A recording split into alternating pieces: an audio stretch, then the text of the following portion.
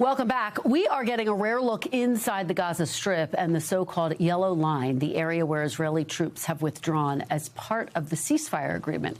Israel's military took journalists into Gaza on the condition that we not show the military facilities or the faces of most military personnel for what the IDF said are security reasons.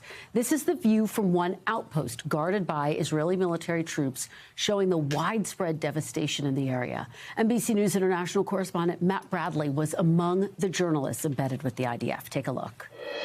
This was the scene of some of the most fiercest fighting of the 2 years of conflict here in the Gaza Strip. Now there's a ceasefire, so all you can really hear are the sounds of drones overhead. But also, as you can see, the area behind me is basically uninhabitable. Now, the Yellow Line, that's the area where the Israelis have withdrawn to as part of this ceasefire deal. It's just off to my right, and this Israeli position polices that Yellow Line. But the Israelis say that Hamas is testing it on a daily basis, sending fighters right up to or trying to breach that Yellow Line, trying to test the ceasefire and trying to test Israeli forces. That area was also where Hamas said it found the remains of the last Israeli-American hostage, Itay Chen, earlier this week. Secretary of State Marco Rubio announced his body was finally returned to Israel. Joining me now is Amos Hochstein, managing partner at TW Global and former advisor to President Biden. Thank you so much for being here. We really appreciate it. It's great to be here with you. Well, it's great to have you here. Let's start off right there with the ceasefire. What do you think the status of the ceasefire is right now? Are you confident it will continue to hold? Well, it's the Middle East. Never should we be confident of anything. But look, it's the most important time is the first several days and weeks after a ceasefire, when the other side is going to try to challenge it, and there's a lot of tension around it. So far, it's holding, and I think that the fact that the administration in the United States is focused on it and focused on the implementation, holding back the Israelis and threatening the Hamas, I think is a good sign for it to continue. And the fact that the Israelis have announced that they're going to reduce the number of troops and sending troops home is also a sign that they think that this is going to last further. Well, and of course, the question now becomes about next steps. There are still some bodies that need to be returned, 6. Do you believe that that is going to happen? Because part of what Hamas has said is we're trying to retrieve these bodies. We have to find some of the bodies still. It's a very sensitive matter, and it also stands to potentially derail the ceasefire. Well, look, Hamas has to do what it committed to do, which is to find the bodies. The last, when I was in the administration, they had a list. They knew where the bodies were buried. That's why they're finding them so quickly after saying that they couldn't find them. And when the pressure mounts, they find them. Look, Hamas is a terrorist organization that hijacked, not only kidnapped live hostages, but also dead bodies. And so they knew where they were. It was always a card that they had to use. What we have to focus on is not just only the tactical of day-to-day, are they going to find the bodies or not, but what happens next. And right now, the only two-state solution we have is the 2 states of Gaza, right? Because Israel is in control of a certain part of Gaza and Hamas is in control of the other. And the negotiations around a foreign force coming in, what does that look like? Hamas is not incentivized to give up its arms. It's not incentivized to get out of the picture. So I think the tension really is around, will Hamas say, well, I don't want to give up power.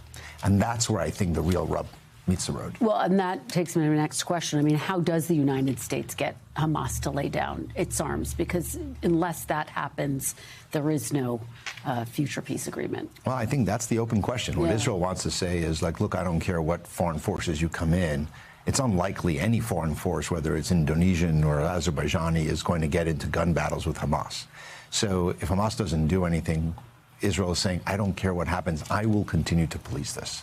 And they want a free hand in continuing to attack Hamas positions and to fire and to airstrikes, regardless of the ceasefire, if it thinks that there is an attack against them.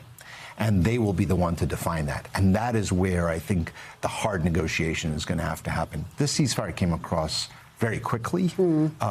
Irony to say after 2 years of fighting, but it came around very quickly, and the details weren't there. So they're trying to copy a little bit of the Lebanon model, a little bit of the Syria model, and to Gaza, but I don't think that they have that worked out yet. Aid groups are saying that there still are not enough aid trucks, food aid trucks, getting into Gaza. It's more, but it's not at the level that they want to see. What do you think needs to happen in order for the trucks to get to the level that they say is needed? Look, the experience of the last 2 years has been Israel allows as many trucks and aid as they're forced to. And so you have the administration and international community pressing the Israelis to let them in. They have to continue. The pressure will have to continue. The level of devastation, though, is so critical and so great that there is no right amount, right? The more you put in, the more that's needed.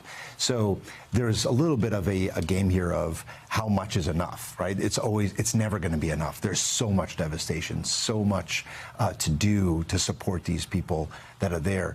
And there's no governing structure on the other side. Hamas is still in control. So there's also this question of who are you giving aid to? Who are you giving the money to? Who's in control of it? Those are things that are not answered yet. Yeah, you referenced the ceasefire agreement that you helped to broker between Israel and Lebanon. The IDF said today it carried out strikes on Hezbollah targets in Lebanon. Do you view those strikes as undermining the agreement? I think while we're focused on Gaza, the one that I'm actually the collapse of the ceasefire with Lebanon. That is the one that I think that's the one that people should focus on, because while Israel is not complying with the ceasefire because it did not withdraw its positions, but the government of Lebanon is not doing its job either, which is to force Hezbollah to move to the north of the Litani River. Hezbollah did move north, but now they're starting to come back. The government has to implement that, and there needs to be more attention by the United States and others to the implementation of that fragile peace. Why is it so potentially damaging to the region if it doesn't hold? Because anything that happens in Lebanon will have an impact in Syria, with Shara coming here in the next few days. And that will, once again, could have an impact in Gaza. In other words, these things are all interconnected. We can't allow that ceasefire to collapse. And Israel is using a lot of force. Sometimes, I think right now, they're at the point of diminishing returns. You have to put the pressure. There's a new government in Lebanon that is, for the first time, anti-Hezbollah. They want to disarm Hezbollah. They need the support, and we need to give them that support. With our final 30 seconds left, what will you be watching for when the Syrian president visits the White House the first time? I mean, we have a former ISIS and al-Qaeda commander coming to the Oval Office. It's extraordinary. He's going to join the anti-ISIS coalition. That's also extraordinary. But we need him to start implementing. We're giving him a meeting in the Oval Office.